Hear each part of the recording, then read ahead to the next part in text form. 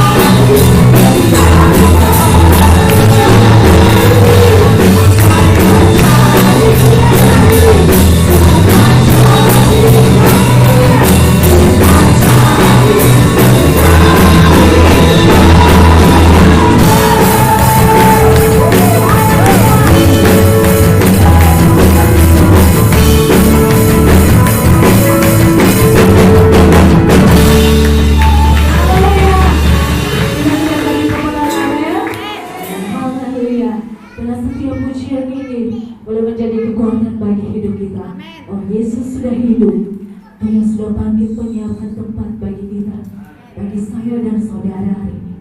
Mari persiapkan hatimu untuk kebenaran firman Yesus. Terima kasih Tuhan. Terima kasih Bapa yang baik. Terima kasih Yesus. Terima kasih Roh. Terima kasih Tuhan. Terima kasih Tuhan. Terima kasih Tuhan. Haleluya. Sebab Dia hidup.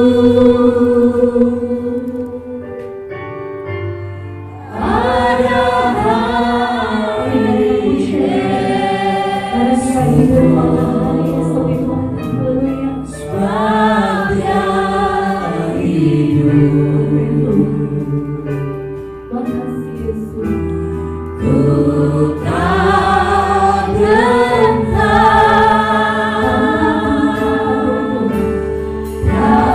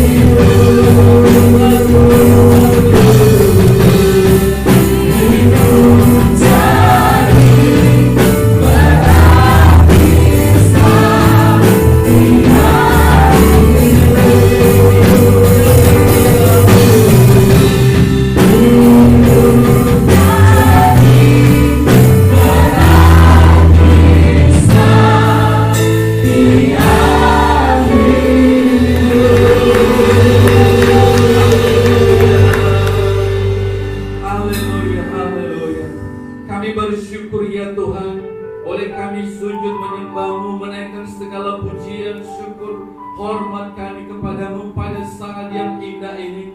Kami datang bersyukur, mempersembahkan seluruh kehidupan kami, baik kami para pelayanmu yang ada di tempat ini maupun seluruh jemaatmu yang juga mengikuti ibadah ini dari rumah masing-masing. Tuhan, Engkau berkati kami semuanya. Biarlah kemenangan-Mu pada hari yang kami peringati pada hari ini ya Tuhan, boleh menjadi kemenangan dalam kehidupan setiap kami, sehingga kami boleh mengalahkan segala tantangan dan masalah yang boleh kami hadapi. Kami percaya bahwa Tuhan yang hidup, yang sudah menolong kami dalam segala keadaan. Kami serahkan waktu ini dalam tangan-Mu. Engkau berkata-kata dengan kami, dan biarlah Allah Roh Kudus menyertai dan mengurapi semua kami. Kami berdoa di dalam nama Tuhan Yesus Kristus. Haleluya. Amin. Silakan dulu Bapak Ibu Saudara yang dikasihi oleh Tuhan, dan mari kita mendengarkan kebenaran firman Tuhan bersama-sama di hari yang berbahagia dan indah ini. Saya sapa kita semuanya, Shalom. Shalom. Ya, saya sapa juga kepada Bapak Ibu Saudara yang ada di rumah masing-masing. Shalom seluruh sidang jemaat Tuhan. Haleluya. Puji nama Tuhan. Kalau pada saat ini boleh kita merayakan atau memperingati hari Paskah atau Passover, yaitu hari kemenangan bagi orang Israel dalam sejarah PL, dan atau hari keluarnya mereka dari tanah Mesir, yaitu tanah perbudakan, dan mereka menuju tanah Kanaan dalam penyertaan Tuhan. Dan di masa perjanjian baru kita mengenal sebagai hari kebangkitan daripada Tuhan kita Yesus Kristus. Dan dalam kesempatan yang baik ini, saya juga mengucapkan kepada kita semuanya selamat Paskah. Haleluya. Puji nama Tuhan. Bapak Ibu Saudara yang dikasihi oleh Tuhan, mari kita melihat kebenaran firman Tuhan bersama-sama. Kita melihat apa makna daripada kebangkitan Tuhan kita Yesus Kristus. Mari kita membuka dalam Lukas pasal yang ke-24. Lukas pasal yang ke-24, ayatnya yang pertama kita baca sampai ayat yang ke-7. Ya, walaupun nanti kita akan melihat sampai ayat yang ke-12 dari perikop ini. Lukas pasal yang ke-24, ayatnya yang ke-1 sampai ayat yang ke-7. Demikian saya akan bacakan. Bapak Ibu Saudara boleh mengikuti semuanya. Tetapi pagi-pagi benar, pada hari pertama minggu itu, mereka pergi ke kubur membawa rempah-rempah yang telah disediakan mereka. Mereka mendapati batu sudah terguling dari kubur itu, dan setelah masuk mereka tidak menemukan mayat Tuhan Yesus. Sementara mereka berdiri termangu-mangu karena hal itu, tiba-tiba ada dua orang berdiri dekat mereka, memakai pakaian yang berkilau-kilauan.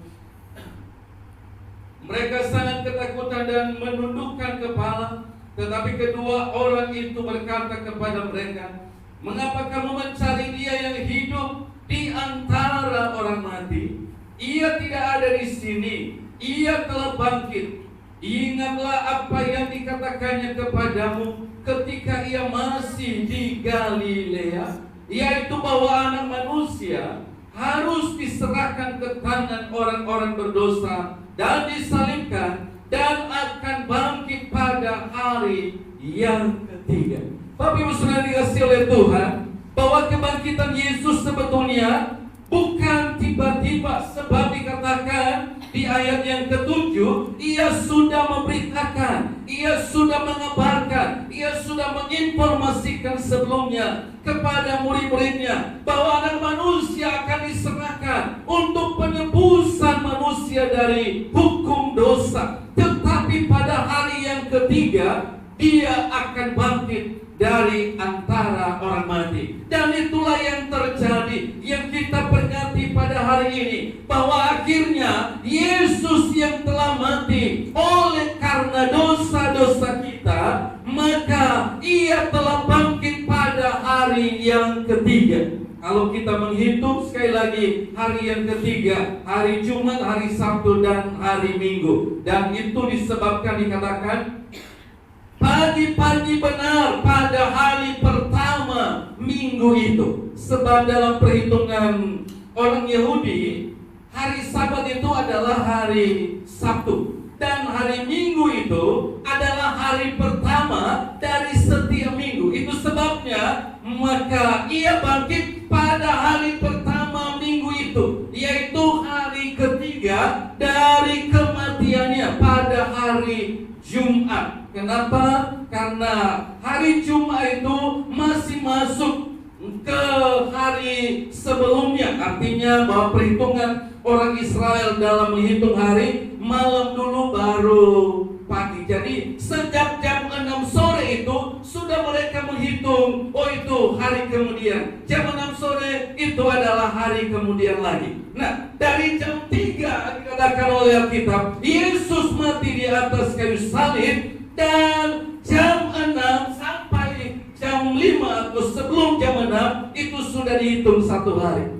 Hari Sabat atau sepanjang hari Sabtu itu juga sudah dihitung satu hari. Dan kalau istilah kita malam minggu, malam minggu itu sudah dihitung dengan hari yang ketiga. Dan Yesus bangkit di hari pertama minggu itu. Dan dikatakan ia tidak ada lagi di tempat di mana ia dikubur. Apa tanda dari kebangkitannya? Saya bacakan sekali lagi kepada kita yang saya merahkan di atas. Dikatakan oleh firman Tuhan, mengapa kamu mencari dia yang hidup di antara orang mati? Ia tidak ada di sini, ia telah bangkit. Bapak Ibu sudah dikasih oleh Tuhan, paradigma murid-muridnya dan orang-orang yang berkunjung di kubur pada waktu itu, mereka masih belum percaya benar apakah Yesus bangkit pada hari yang ketiga. Tetapi malaikat Tuhan menyatakan kepada mereka, berkata,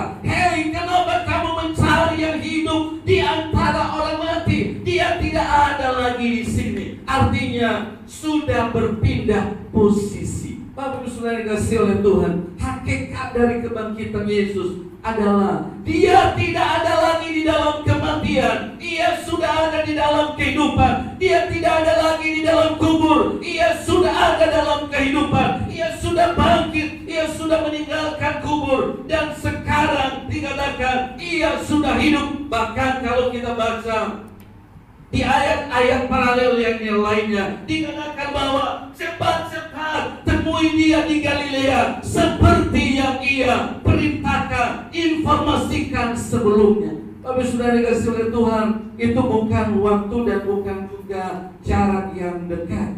Ya, ketika kami ada di sana, oh Yerusalem dengan Galilea itu satu jarak yang cukup jauh. Ya, harus ditempuh dalam 1 jam perjalanan mobil. Nah, pada waktu itu Yesus bangkit itu di Yerusalem. Kubur Yesus itu ada di Yerusalem. Dia bangkit. Malaikat mengatakan kepada murid-muridnya, ayo cepat pergi ke Galilea. Ia mendahului kamu ke sana. Lalu saya nggak tahu bagaimana perjuangan para murid pada waktu itu untuk berangkat ke Galilea. Dalam yang ditempuh 1 jam, sekitar 1 jam perjalanan kalau kendaraan mobil, bus atau yang lainnya. Nah, pada waktu itu mereka belum punya mobil, mereka belum punya bus, apalagi kereta api. Saya percaya mereka mungkin paling antar mungkin naik kuda barangkali atau jalan kaki. Satu jarak yang cukup jauh, tetapi murid-muridnya pada akhirnya dikatakan mereka bertemu di Galilea. Artinya bahwa Yesus tidak ada lagi di kubur. Ia sudah bangkit dari antara orang mati. Dan dalam 1 Korintus 15 ayatnya yang ke-55 berkata demikian, hai maut, di manakah kemenanganmu? Hai maut, di manakah sengatmu? Sengat maut ialah dosa, dan kuasa dosa ialah hukum Taurat. Tetapi syukur kepada Allah yang telah memberikan kepada kita kemenangan oleh Kristus Yesus. Oleh karena kebangkitan daripada Yesus Kristus Tuhan kita, memberikan kemenangan kepada kita. Maut tidak ada lagi kuasanya, sehingga penulis Kitab Korintus mengatakan, hai maut, di manakah sengatmu? Dikatakan tidak ada lagi sengat maut. Kenapa? Karena sudah dikalahkan oleh Yesus Kristus. Karena ia bisa bangkit dari antara orang mati.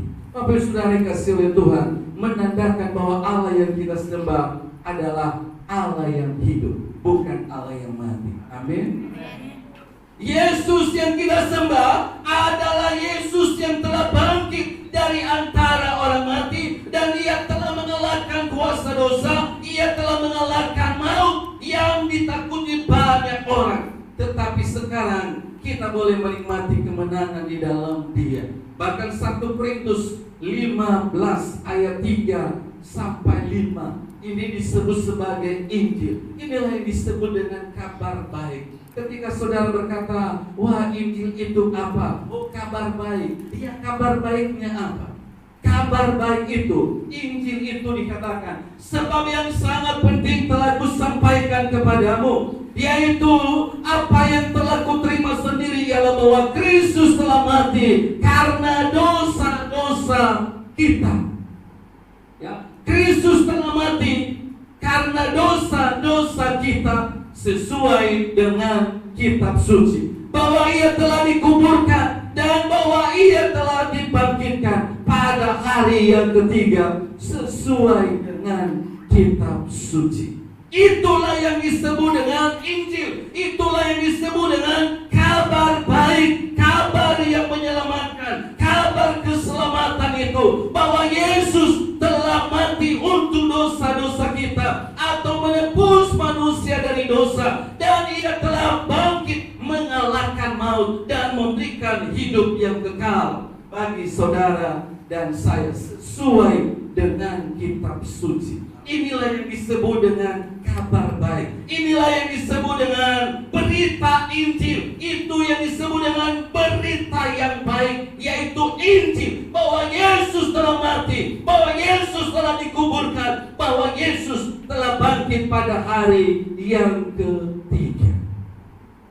Banyak orang mengatakan, apa kabar baik itu? Apa kabar sukacita itu? Injil, Evangelium, atau kabar baik? Kabar baik bagi saudara dan saya yang kita dengarkan pada hari ini dalam memperingati kebangkitan Yesus, bahwa Yesus mati dan dikuburkan dan telah bangkit dari antara orang mati. Untuk apa? Untuk memberikan kepada saudara dan kepada saya apa yang disebut dengan kehidupan kekal. Lalu apa makna bagi saudara dan saya dari kematian Kristus yang telah berpindah posisi? Apa artinya bagi saudara dan saya dari kebangkitan Kristus yang telah tidak ada lagi dikubur, tetapi ia sudah hidup? Dikatakan oleh firman Tuhan, harus kita mengaplikasikan juga bahwa kebangkitannya adalah kebangkitan saudara dan saya, kebangkitan kita secara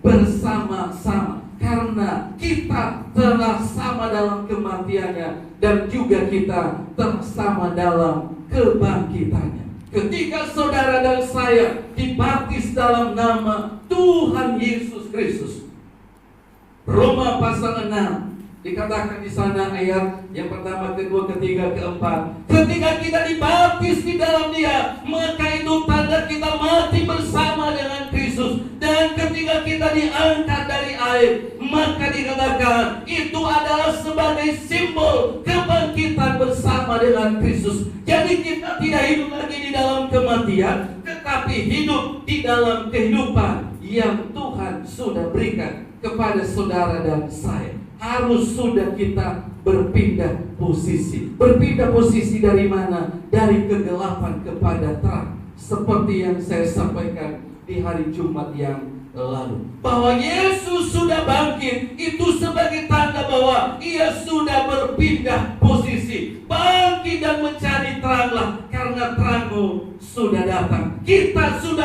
ada di dalam terang, bukan lagi di dalam kegelapan. Oleh karenanya, bangkit dari segala keterpurukan, bangkit dari segala kelemahan, bangkit dari segala keterikatan, bangkit dari segala hal-hal yang tidak baik. Sekarang kita harus hidup di dalam segala kemurahan Allah.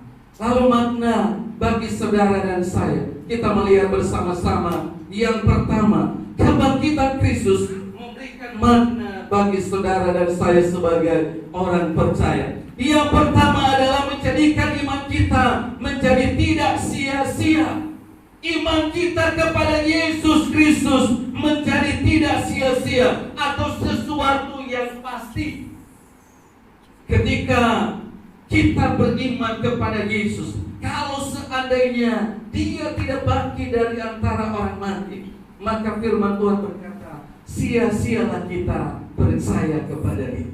Ingat bahwa seluruh nabi-nabi di atas muka bumi ini pernah mereka lahir, pernah mereka mati, tapi belum pernah mereka mengalami kebangkitan. Nanti mereka akan mengalami kebangkitan pada masa penghakiman. Siapa yang duduk di atas penghakiman itu adalah Yesus Kristus sendiri, yang adalah Allah. Dia berdiri untuk memberikan penghakiman kepada mereka semua nabi-nabi yang pernah juga ada di dalam dunia ini. Tetapi Yesus, apa yang membedakan Dia dengan nabi-nabi yang disembah atau yang menjadi perantara bagi agama-agama yang ada di dalam dunia? Perbedaannya bahwa mereka pernah lahir, pernah mati, tapi belum pernah bangkit. Yesus Kristus pernah lahir, pernah hidup, pernah mati, dan Ia telah bangkit dari antara orang mati. Itulah yang membedakan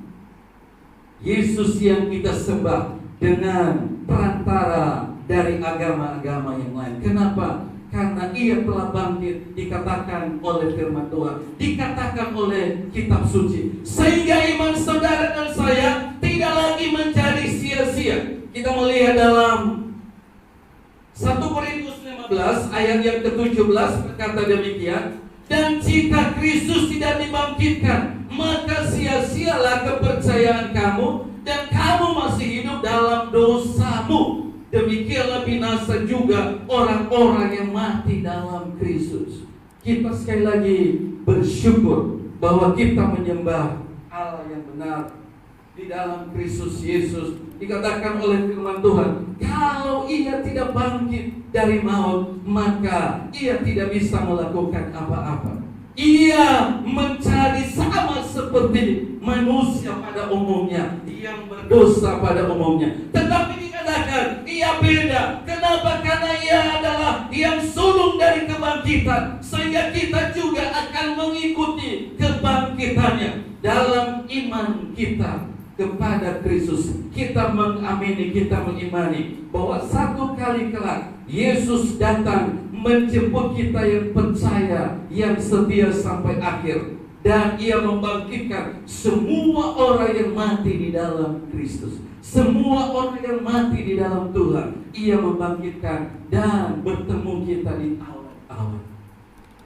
Karena apa? Karena Yesus sudah mati dan sudah bangkit bagi kita. Dalam 1 Korintus di ayat yang ke-20 berkata, tetapi yang benar ialah bahwa Kristus telah dibangkitkan dari antara orang mati sebagai yang sulung dari orang yang telah meninggal. Sebagai yang sulung dari orang yang telah meninggal. Bahwa kebenaran adalah Yesus telah bangkit. Ada banyak dusta agama pada waktu itu. Ada banyak dusta orang-orang yang ada pada waktu itu mengatakan bahwa Yesus tidak bangkit. Ia diculik, Ia dicuri oleh murid-muridnya. Tetapi kenyataan firman Tuhan mengatakan bahwa Ia tidak dicuri. Murid-muridnya juga tidak mengambilnya. Justru murid-muridnya juga tidak tahu di mana Dia ada. Sehingga Yesus harus menampakkan diri kepada mereka seperti janji sebelumnya. Dikatakan oleh kitab suci, Alkitab berkata bahwa kebenaran adalah Yesus sudah bangkit dari antara orang mati. Sehingga iman saudara dan saya tidak menjadi sia-sia, tetapi sesuatu yang pasti. Dalam ayat yang ke-58 berkata, karena itu saudara-saudaraku yang kekasih, berdirilah teguh, jangan goyah, dan giatlah selalu dalam pekerjaan Tuhan. Sebab kamu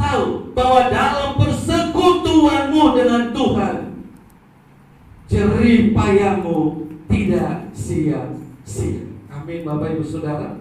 Yang dikatakan oleh firman Tuhan bahwa iman saudara dan iman saya, keyakinan kita di dalam Kristus Yesus yang memberi saudara hidup dan kehidupan, maka dikatakan itu tidak menjadi sia-sia. Itu sesuatu yang berarti, itu sesuatu yang berharga, itu adalah sesuatu yang mulia. Imanmu di dalam Dia itu adalah harta yang terbesar dalam kehidupan saudara dan saya. Baru harta yang lainnya. Tiada harta yang lebih besar yang kita miliki di dunia ini selain daripada kita mengenal Kristus. Paulus berkata, yang lain kuanggap sebagai sampah.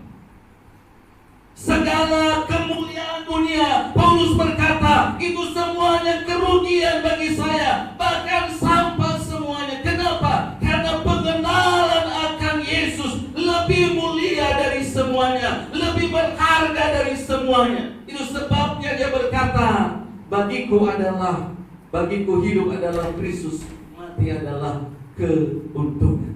Dia tidak lagi takut. Apakah dia hidup, apakah dia mati, hidupnya tetap di dalam Kristus. Dia memiliki harta yang sangat mulia, yaitu pengenalan akan Kristus. Apa yang dikehendaki oleh Paulus? Ia berkata di kitab Filipi, yang ku kehendaki adalah mengenal Dia, terus menerus mengenal Dia, bertumbuh di dalam Dia, berbuah di dalam Dia, dan sampai aku sama seperti Kristus, baik dalam kematiannya maupun dalam kuasa kebangkitan.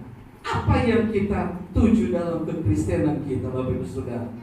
Yang kita tuju dalam kekristenan kita adalah pada akhirnya supaya saudara dan saya menjadi serupa dengan Kristus. Amin.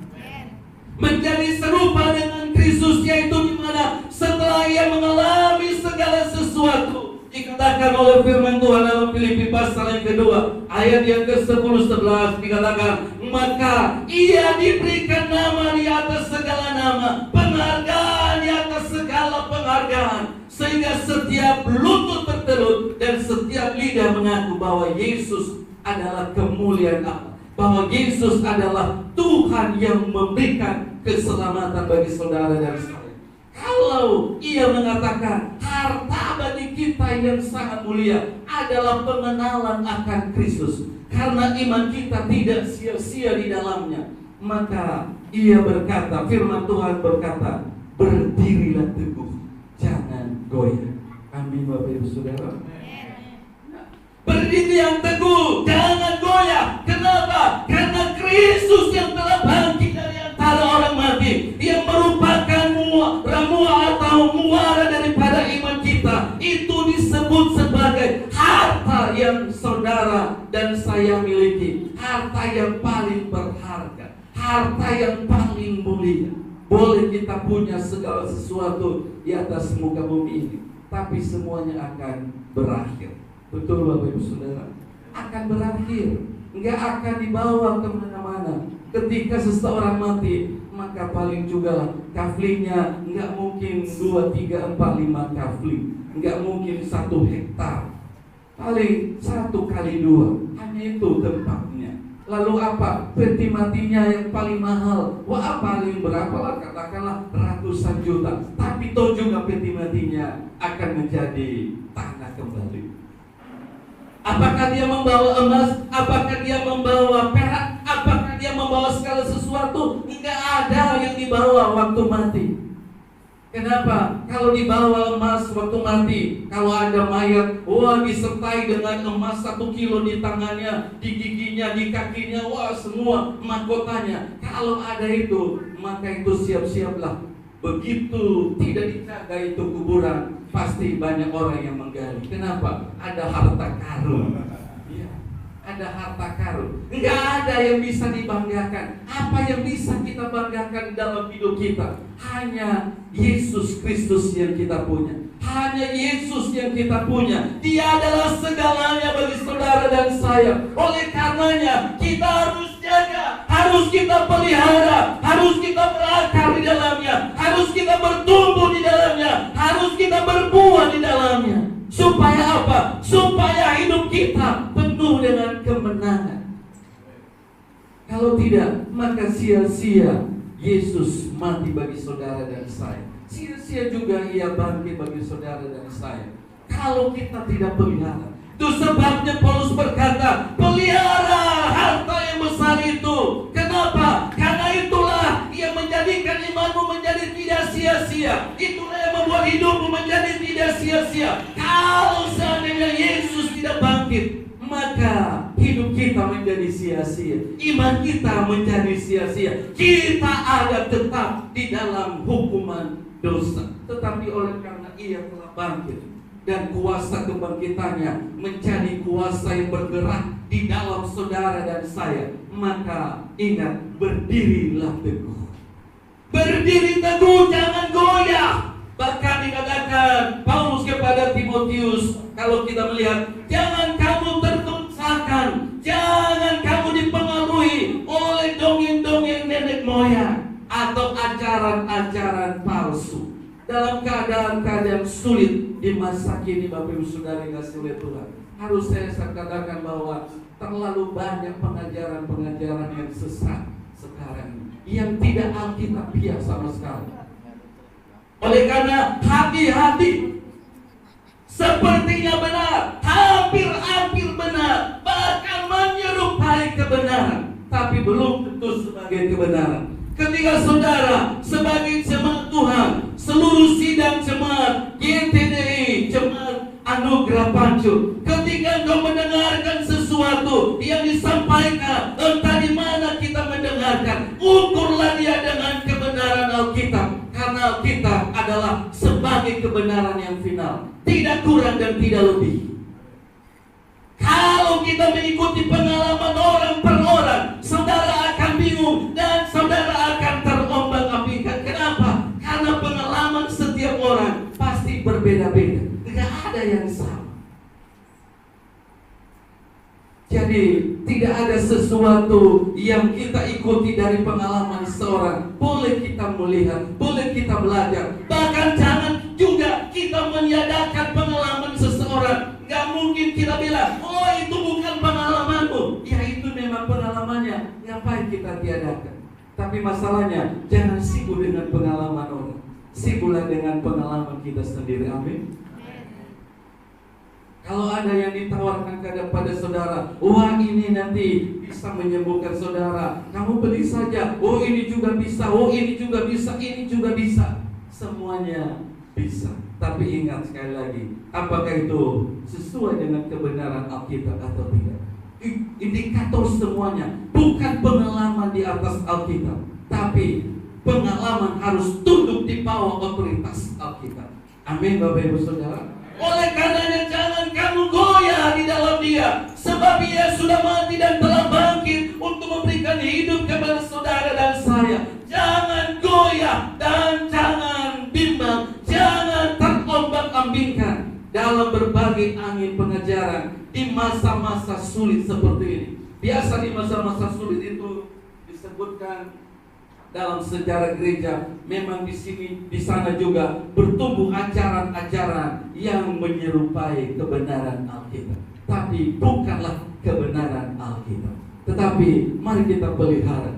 Berdirilah teguh dan jangan goyah. Dan giatlah selalu dalam pekerjaan Tuhan. Belum ada final dalam melayani Tuhan. Tidak ada kesempurnaan dalam melayani. Tidak ada berkata bahwa ya sampai sekarang aku melayani Tuhan. Sampai kapan kita melayani Tuhan? Dikatakan sampai Yesus datang yang kedua kali, atau sampai kita kembali kepada Tuhan.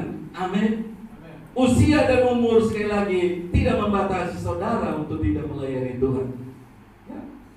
Tapi dikatakan giatlah selalu dalam pekerjaan Tuhan. Lakukan apa yang bisa kita lakukan dalam pekerjaan Tuhan, dalam pemberitaan Injil. Sebab itulah yang mengukuhkan kita di dalam Dia. Itulah yang membuat kita teguh di dalam Dia. Oleh karenanya imanmu sekali lagi dengan kebangkitannya, maka iman saudara dan saya menjadi sesuatu yang pasti.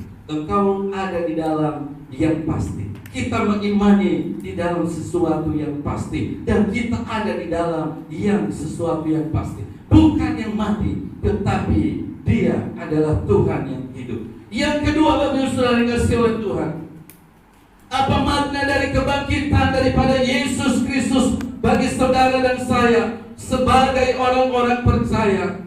Mari kita melihat dalam 1 Timotius 4 ayat 10 berkata demikian, membawa kita dalam pengharapan yang pasti. Makna yang kedua adalah membawa saudara dan saya, membawa kita di dalam pengharapan yang pasti, sehingga kita tidak lagi hidup di dalam keletihan, kelesuan, keputusasaan, tetapi kita hidup dalam pengharapan yang pasti. Itulah sebabnya kita berjerih payah dan berjuang, karena kita menaruh pengharapan kita kepada Allah yang hidup, Juru Selamat semua manusia, terutama mereka yang percaya. Dikatakan oleh firman Tuhan, itu sebabnya kita berjerih lelah, berjerih payah. Itu sebabnya kita bekerja, itu sebabnya kita beraktivitas, itu sebabnya kita beriman, itu sebabnya kita beribadah, itu sebabnya kita melakukan semua apa yang bisa kita lakukan. Oleh karena apa? Karena di dalamnya ada pengharapan yang pasti. Kenapa? Karena pengharapan itu sudah dikerjakan oleh kuasa kebangkitannya.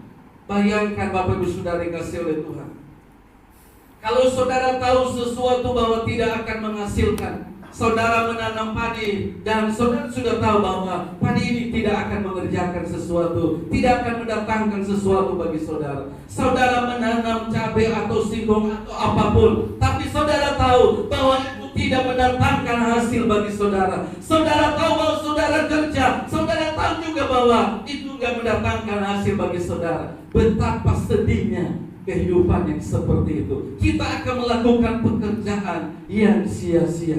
Pengkhotbah mengatakan seperti mencari angin.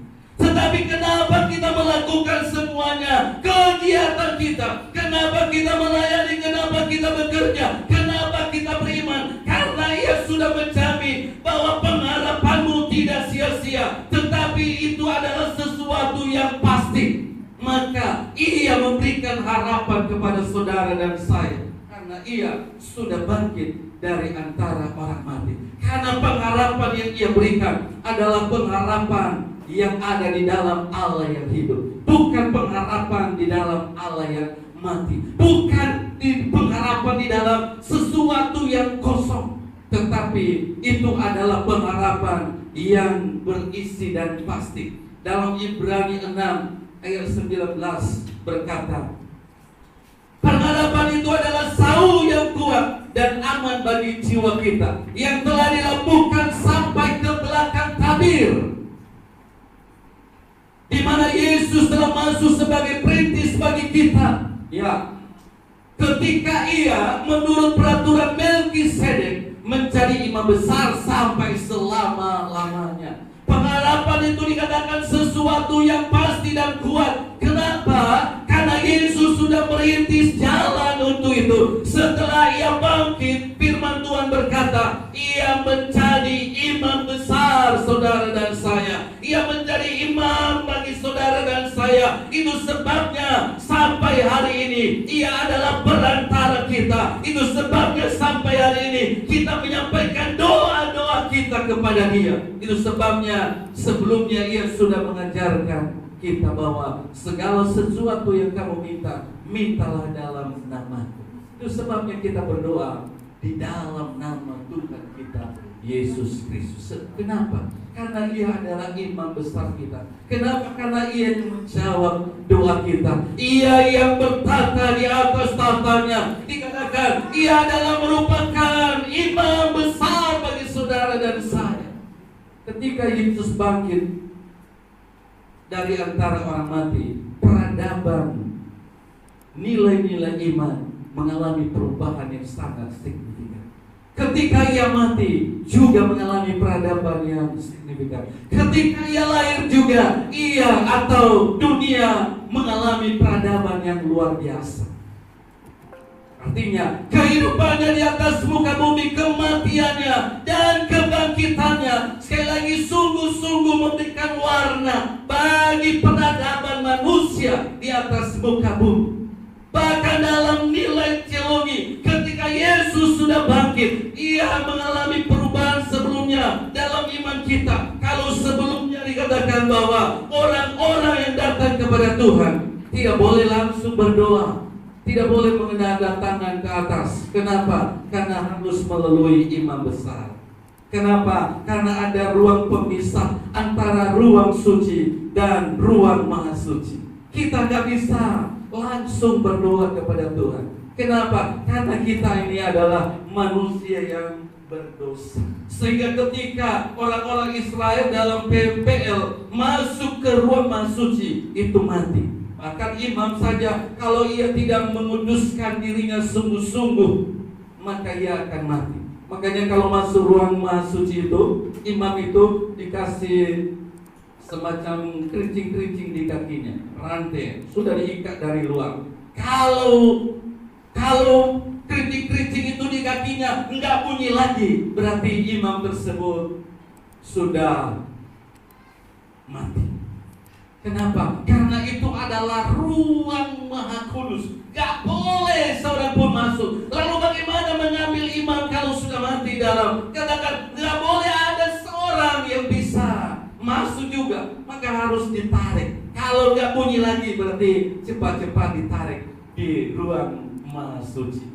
Itu sebabnya pola ibadah, pola berteologi. Ketika Yesus sudah bangkit, maka mengalami perubahan yang sangat signifikan, khususnya bagi orang-orang perjanjian baru. Di mana dikatakan ketika ia mati, ketika ia bangkit, ada perubahan nilai-nilai dalam pemahaman teologi, bahwa ia sekarang sudah memberikan kemenangan, ia sekarang sudah mengalahkan kuasa maut. Dan setiap pribadi boleh datang, boleh memanggil ya Aba, ya Bapa. Itu sebabnya sekarang boleh kita menyembah Dia, boleh kita masuk dalam hadirat-Nya. Ketika Yesus mati, salah satu tanda Alkitab berkata, tirai pemisah antara Allah dan manusia itu terkoyak. Kenapa? Karena Yesus sudah menebus, melakukan, menyempurnakan korban keadilan Allah. Bapak Ibu Saudara kasih oleh Tuhan, harapanmu menjadi sesuatu yang pasti. Ia sudah merintis jalan, ia sudah bangkit dan sudah menjadi imam besar kita. Itu sebabnya segala sesuatu yang kita yakini, segala sesuatu yang kita imani menjadi sesuatu yang pasti. Tapi yang kita imani harus sesuai dengan indikator-indikator kebenaran Alkitab.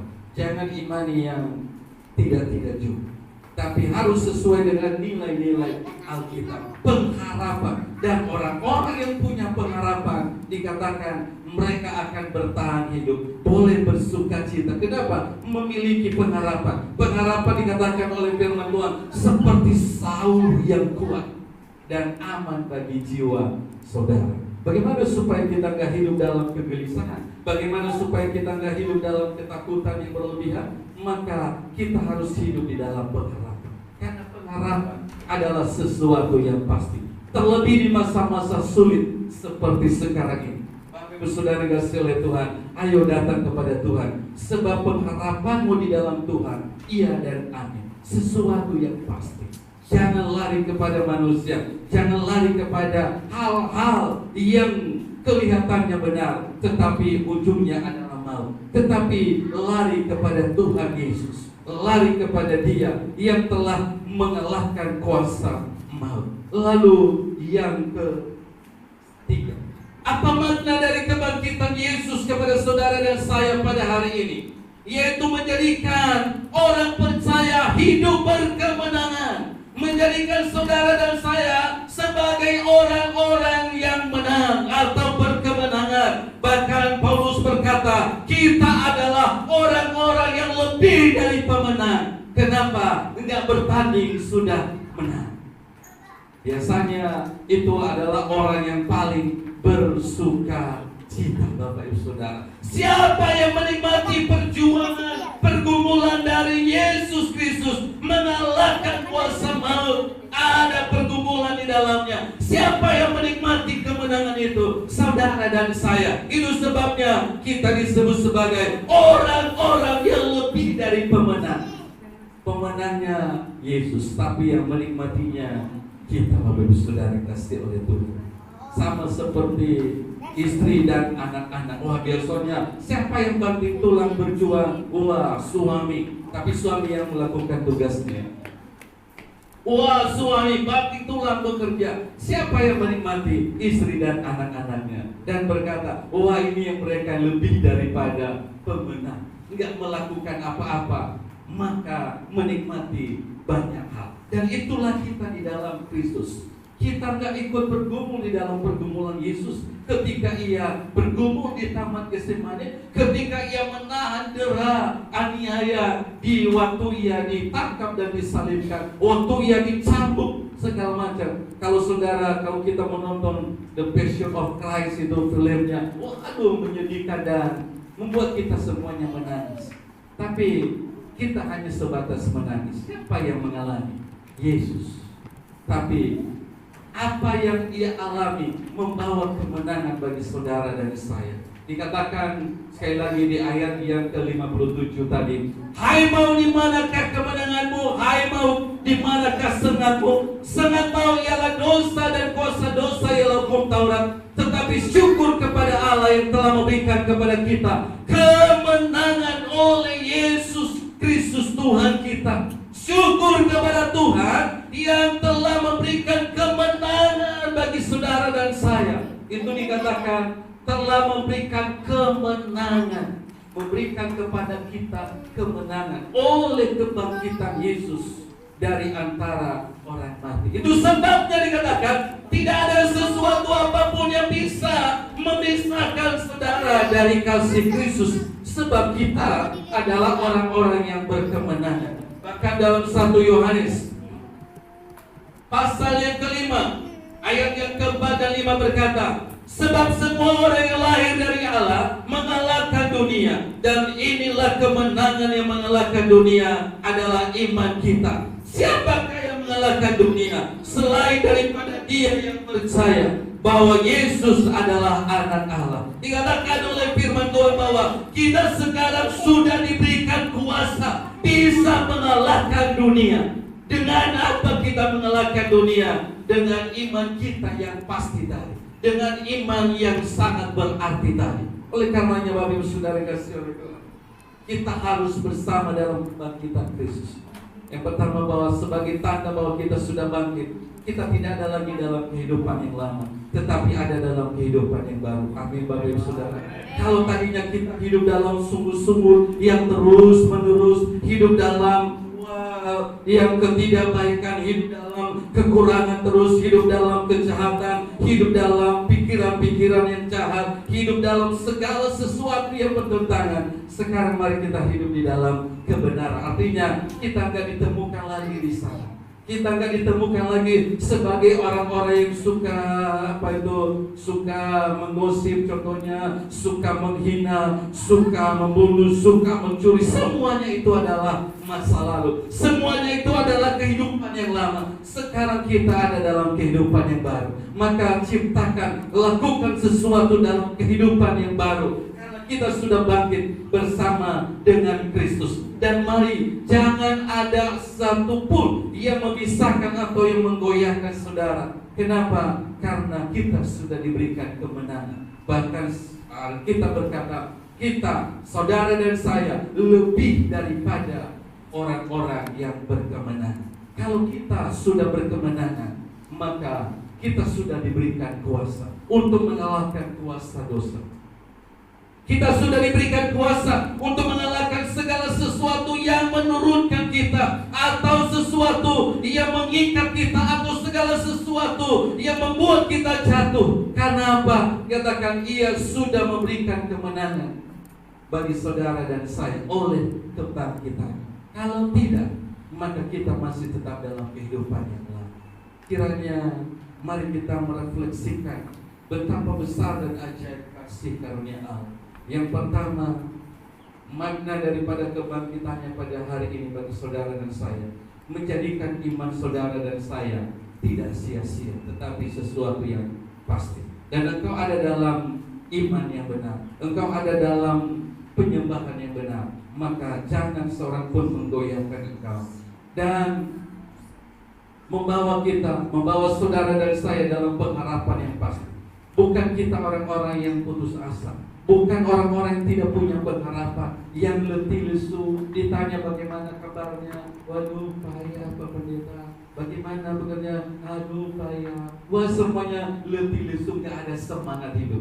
Orang yang tidak punya pengharapan, pepatah mengatakan, sesungguhnya orang tersebut sudah beberapa kali mati sebelum mati benar.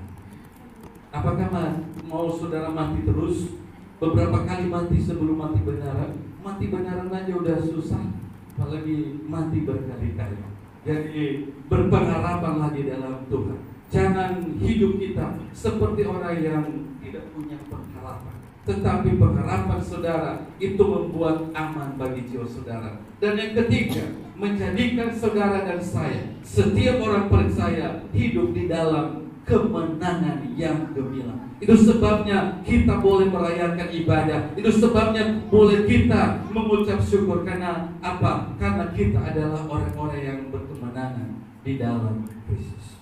Mari kita renungkan dan refleksikan kebenaran firman Tuhan di hari Paskah ini, dan Tuhan memberkati kita semuanya. Mari kita tundukkan kepala, kita renungkan firman Tuhan. Haleluya, Yesus Tuhan. Haleluya, Yesus. Arahkan hati dan pikiran kepada Tuhan, kepada Dia yang telah bangkit dari antara orang mati. Engkau sudah diberikan kuasa sebagai orang-orang yang berkemenangan, mengalahkan segala kelemahan, mengalahkan segala kuasa sakit penyakit, mengalahkan segala kuasa kemiskinan, mengalahkan segala kutuk. Dan kita saat ini adalah berkemenangan. Mari kita renungkan sebentar, kita mengangkat pujian yang berkata, syukur telah banyak Kau berbuat di dalam hidupku Tuhan.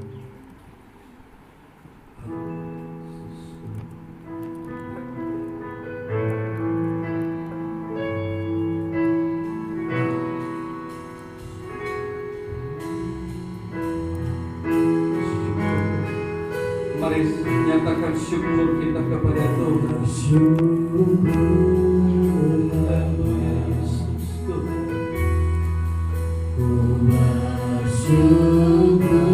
Mari sejenak kita bangkit berdiri semua yang ada di tempat ini dan juga Bapak Ibu Saudara yang ada di rumah. Haleluya.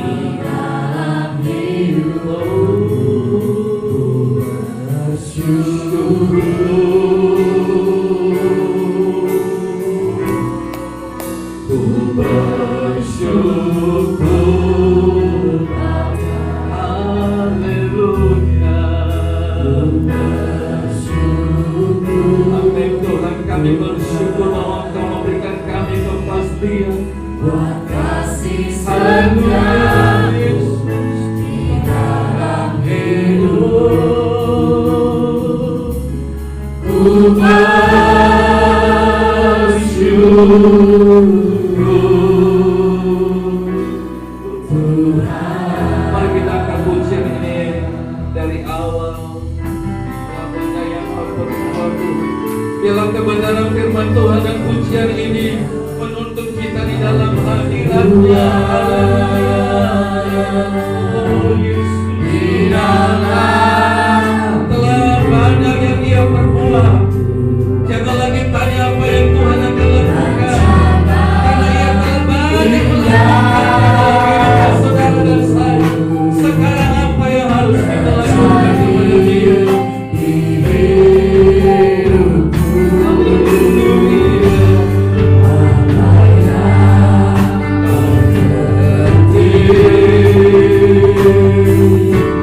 Segala yang ku perlu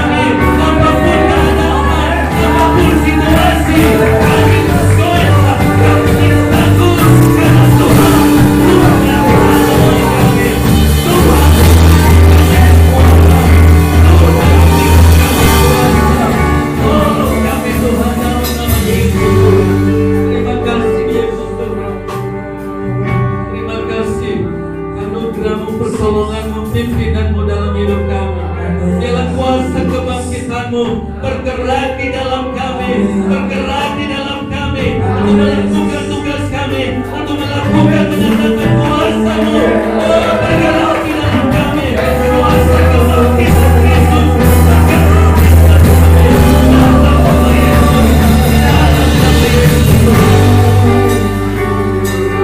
Terima kasih Tuhan, terima kasih Tuhan. Oleh Allah Roh kami, oleh kuasa Roh Kudus, membangkitkan kami dari segala keterpurukan dan membawa hidup kami kepada hidup yang berkemenangan, sehingga semua kami boleh menjadi terang-Mu, sehingga setiap kami boleh menjadi saksi-Mu, sehingga setiap kami boleh menjadi terang-Mu, boleh menjadi garam, boleh menjadi berkat di mana kami ada, karena kuasa kebangkitan Kristus ada di dalam hidup kami, menguasai hidup kami, bergerak di dalam kami. Terima kasih Tuhan, hamba-Mu berhenti berkata-kata, firman-Mu terus berkata-kata dalam kehidupan setiap jemaat-Mu, baik ada di rumah maupun yang ada di dalam ruangan ini. Di dalam nama Tuhan Yesus kami mengucap syukur dan berdoa. Haleluya. Katakan amin. Tuhan Yesus diberikan tepuk tangan yang meriah kepada kita.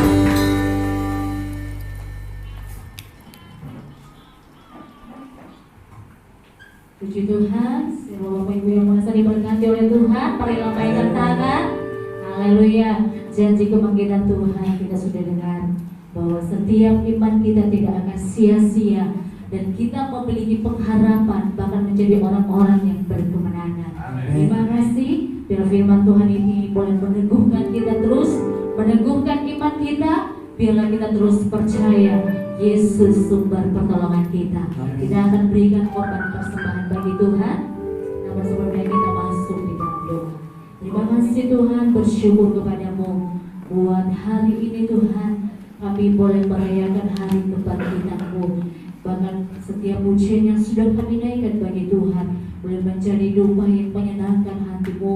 Bahkan firman yang sudah kami dengarkan Tuhan memberikan kami kekuatan, bahkan motivasi yang baru, kekuatan yang baru di dalam Tuhan untuk kami terus kokoh. Iman kami tetap di dalam Tuhan, di dalam setiap keadaan apapun. Kami akan memberikan korban persembahan bagi Tuhan. Berkati setiap tangan-tangan yang memberi maupun yang belum bisa memberi. Terima kasih Tuhan, kami akan memberi dengan sukacita dalam nama Yesus. Haleluya. Amin. Persembahan dijelaskan.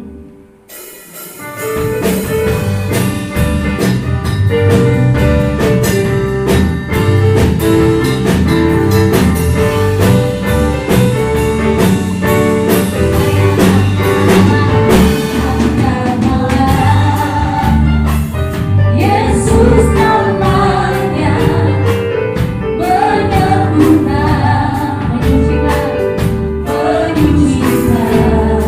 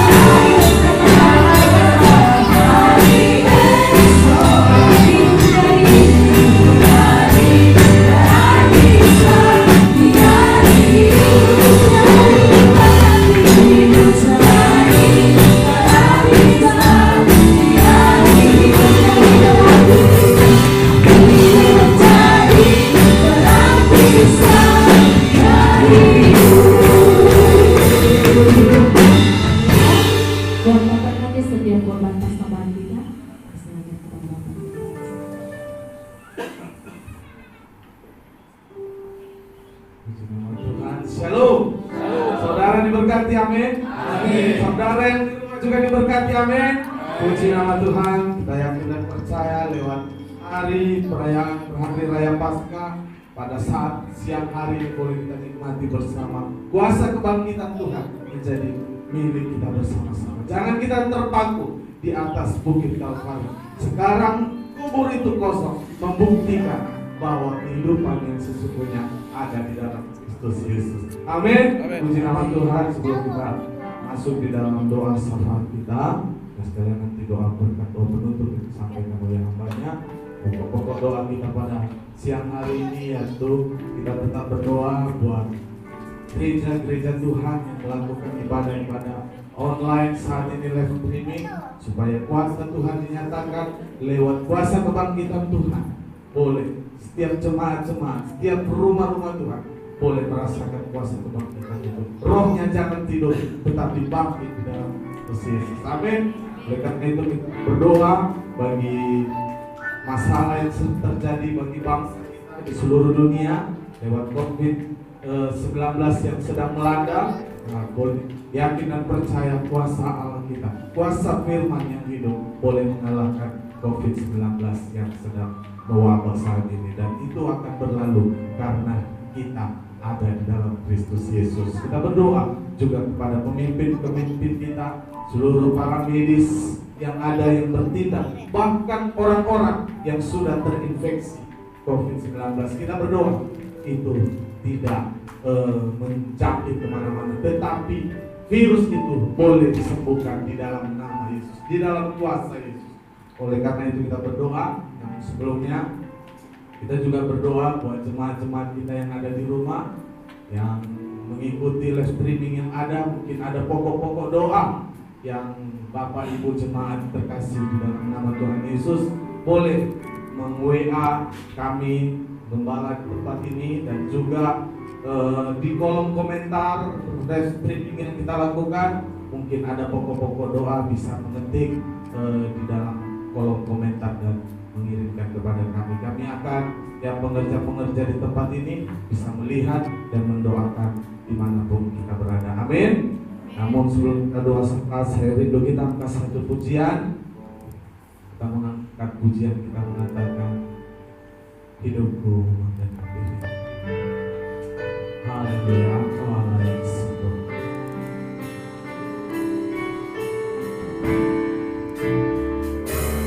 Hidupku mengenal diri-Mu. Haleluya Yesus. Ada mujizat sertai tiap langkahku. Kau bersamaku di dalamku, jadi bukti kebesaranku. Kau Allah yang sempurna.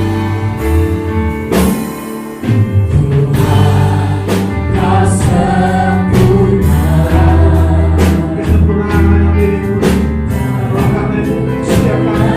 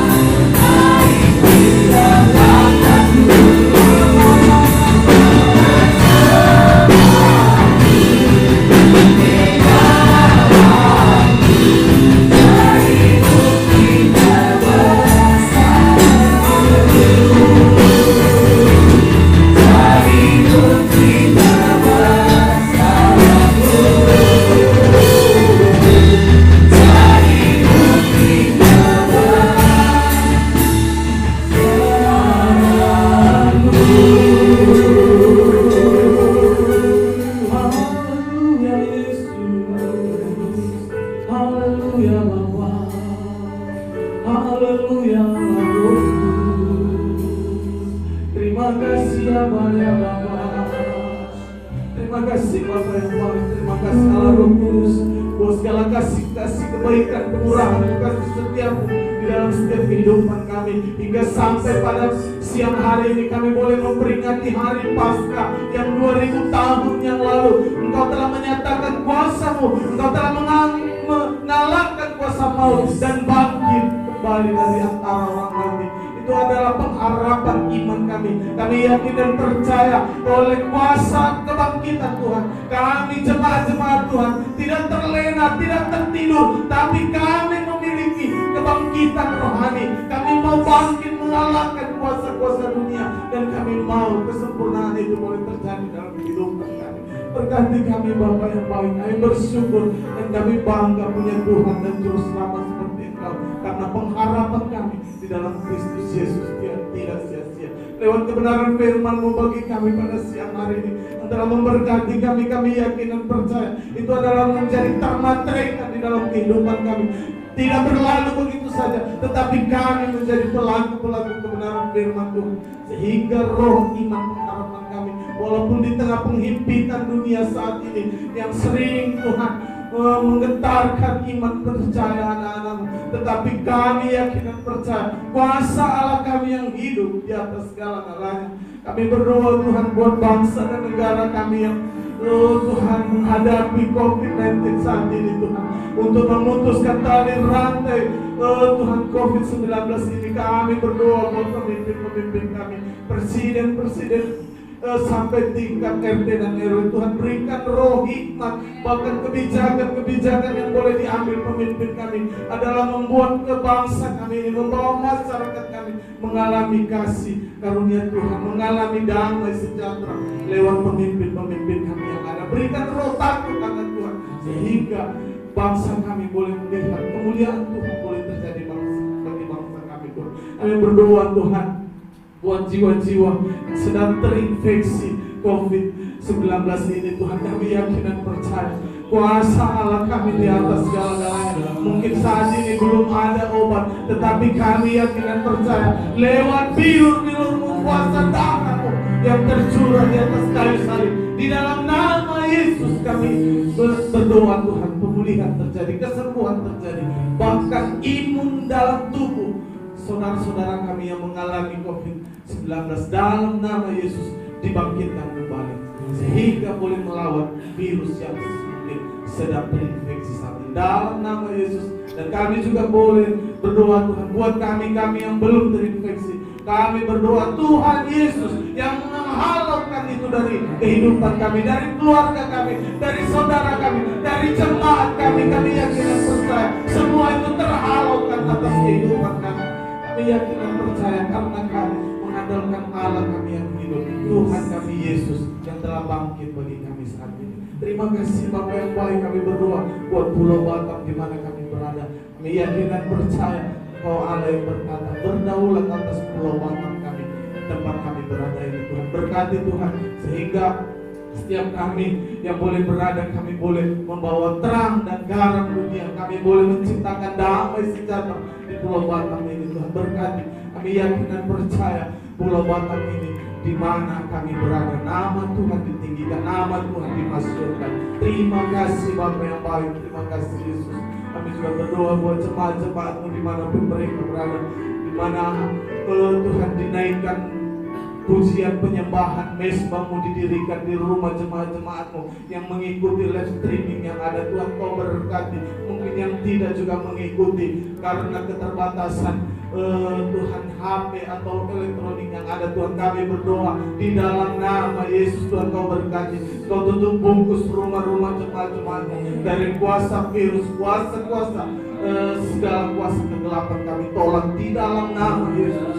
Kami yakin dan percaya pertolongan kami hanya ada di dalam Kristus Yesus. Terima kasih Bapa yang baik. Kami berdoa juga Tuhan yang merindukan berkat-berkat Tuhan lewat pekerjaan Tuhan. Engkau Allah yang membukakan tingkap-tingkap berkat-Mu, bahkan menjadi jawaban kerinduan bagi setiap anak-anak-Mu yang berpengharapan di dalam Kristus Yesus. Berdoa juga Tuhan buat setiap kami yang hamba-hamba-Mu yang telah melayani kami pada siang hari ini. Hamba-Mu yang telah menaburkan kebenaran firman-Mu Tuhan, Engkau pakai heran lebih dahsyat lagi di dalam setiap aspek kehidupan hamba-Mu. Berkati pekerjaan usaha hamba-Mu ini Tuhan. Bahkan kami yakin dan percaya nama Tuhan dipermuliakan dalam hidup hamba-Mu ini Tuhan. Terima kasih Bapa yang baik buat seluruh kami yang ada juga Tuhan, tim musik yang ada, pemimpin pujian, singer, bahkan tukang syuting kami Tuhan. Berkati Tuhan setiap kami yang melayani Tuhan pada siang hari ini. Kami yakin dan percaya Engkau Allah yang menjadi kekuatan dan penolong dalam hidup kami. Setiap kami Tuhan telah memberikan persembahan, baik persembahan ucapan syukur perpuluhan, ucapan Tuhan persembahan pembangunan, bahkan persembahan yang hidup, tubuh kami, roh kami yang telah kami bawa di hadapan Tuhan. Berkati kami menjadi persembahan yang hidup, yang berbau harum di hadapan Tuhan. Kami yakin dan percaya ini adalah untuk memperluas pekerjaan Tuhan di muka bumi ini Tuhan. Terima kasih Bapa yang baik. Terima kasih Yesus, berkati seluruh kehidupan kami dimanapun kami berada dalam aspek kehidupan, pekerjaan, usaha kami. Kami yakin dan percaya Engkau Allah yang berdaulat atas kehidupan. Terima kasih Tuhan Yesus, inilah doa kami Tuhan. Sempurnaan ini kami hanya di dalam nama anakmu Yesus Kristus, biarlah semua kehendak-Mu yang terjadi. Haleluya. Sebelum kita menerima berkat dari Tuhan kita Yesus Kristus, ya, dan jemaat bangkit berdiri, kita angkat pujian, kami memuji kebesaran.